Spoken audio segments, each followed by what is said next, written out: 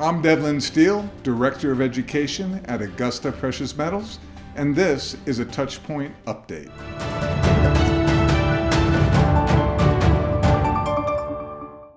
As always, remember to like this video and subscribe for future updates. We are fortunate enough to live in a country where if disaster hits, like the national health crisis, our government is essentially well off enough to offer financial aid to its citizens. I don't know about you, but I personally know some people who were desperately in need of recovery money during the health crisis. But like many of us, I have a nagging feeling that spending these trillions of dollars will cause problems down the road. We're in good company with that opinion. After the passage of the American Rescue Plan in March 2021, the federal budget deficit is estimated to grow to $3.4 trillion in 2021. This makes it the highest deficit in history. We have yet to see the long-term fallout from all of this deficit spending, but now we have something new to be concerned about. President Biden's recently proposed budget for the next fiscal year. He has proposed a budget for 2022 that is essentially equal to all the recovery money spent to this point, $6 trillion. This is unbelievable when you compare it to previous budgets. For example, the budget for 2021 is only $4.8 trillion. I can't believe I'm saying only. This means the 2022 budget will be a 25% increase in 1 year.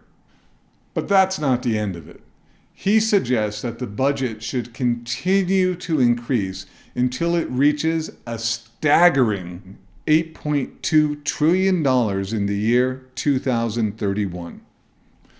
You might have seen the news recently that President Biden admits that some taxes will have to be raised to make up the shortfall that he's proposing this year.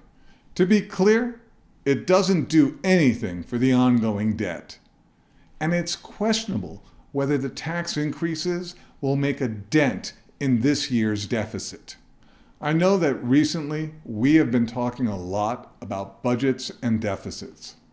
That's because that is what's happening right now, and we all have to pay attention to it. It could affect all of us. The unreal level of deficit and debt the president and his administration is pushing us toward is likely to continue ballooning. The Committee for Responsible Federal Budget, the CRFB, believes budget deficits will total an unbelievable $14.5 trillion, which will increase the debt by $17 trillion from today's level.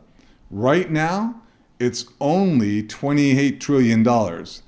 Again, I can't believe I'm saying only. And the president, in his recently released fact sheets, admits that the cost of these plans would be covered by tax increases. Let me tell you, the math doesn't add up. So what we're going to end up with is tax increases and deficit.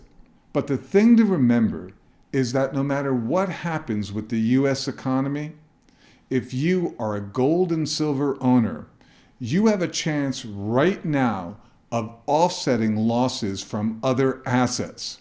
That is, if history is any indication. Precious metals do seem to react positively in times like this. At the end of the financial crisis that began in 2008, gold and silver went on a stunning run of increases for the next 2.5 years. You could see the same pattern last year when the Federal Reserve went into emergency spending mode and the deficit surged 320%.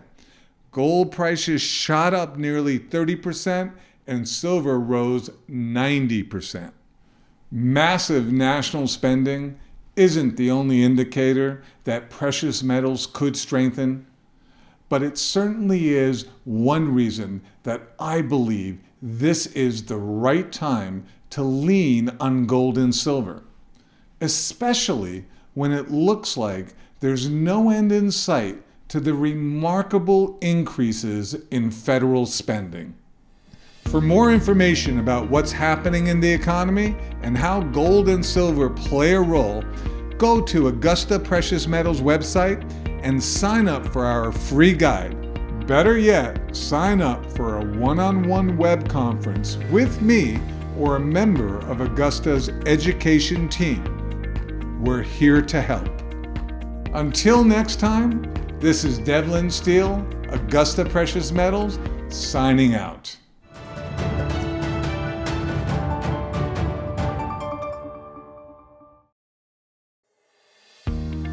If you enjoyed this content, make sure to subscribe to our channel and check back often for more updates.